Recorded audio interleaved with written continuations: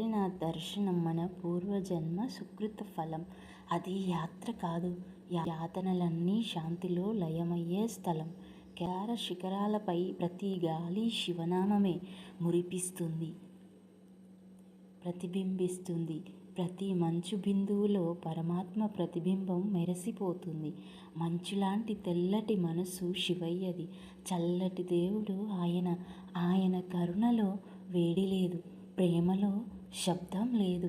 మౌనమే ఆయన భాష, కరుణమే ఆయన హృదయం. చల్లదనం కాదు, అది శాంతి రూపం. మౌనమే ఆయన దైవగానం. చల్లటి దేవుడు ఆయన, గొప్ప స్నేహితుడు నా శివయ్య. ఆయనతో స్నేహం చేయాలంటే మనసు పారదర్శకంగా ఉండాలి. అహంకారపు పొరలు తొలగి మనస్సు నిండా ప్రేమే మిగలాలి.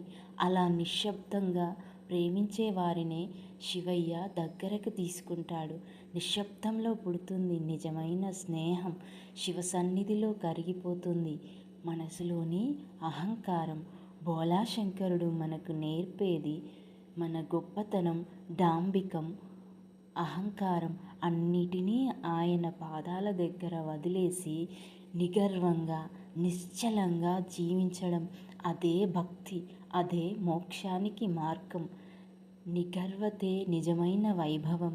శాంతితనమే శివతత్వం. కేదారనాథ్లో అడుగు పెడితే అది భూమిపై కాదు, స్వర్గధామపు సరిహద్దు. అక్కడ మనసు లయమైపోతుంది, కర్మలు కరిగిపోతాయి. మిగిలేది కేవలం శాంతి, శివం, సత్యం మాత్రమే. అక్కడ మౌనం కూడా మంత్రం. ప్రతి గాలి శివనామమే. ఓం నమః శివాయ.